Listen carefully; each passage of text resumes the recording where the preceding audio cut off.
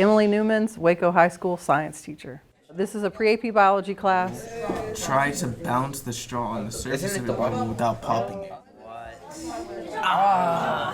A lot of the activities that we do in class are really student-driven. We're implementing the new PreAP curriculum, and it's got a lot of guided inquiry where the students are discussing things, they're looking at models, and they're answering questions about the models. So this is going to represent one of the proteins that's in the cell membrane. So we did the cell membrane bubble lab, similar properties to an actual cell membrane.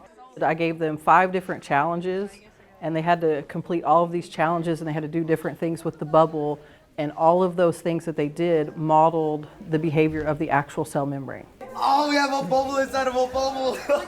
The bubble lab is actually probably one of my favorite labs to do because the kids get so excited to see the bubble, and they can put a straw through the bubble, some of them can put their finger through the bubble, and it's just something so different from what you normally do in biology. So instead of looking at cells under a microscope, they're making a model of a larger cell, and they get to see the behavior.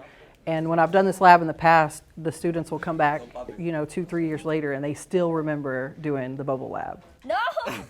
I'm a visual learner, so it's like we're visualizing what she's teaching us, and it just makes it a lot easier. So I think it benefits the students because instead of just looking at cells under a microscope or watching a video, they really they see it in front of them.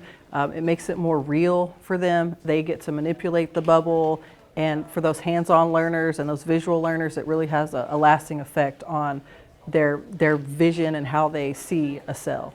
Most things we do always end up with a lab like this, so it's easier for me to learn. The implementation of the new curriculum has been more than successful, and I think it's going to help them in the future when they take their AP classes, just be more prepared. I think it'll prepare me for my future because if I do end up working in a lab, I'll have a little hands-on experience.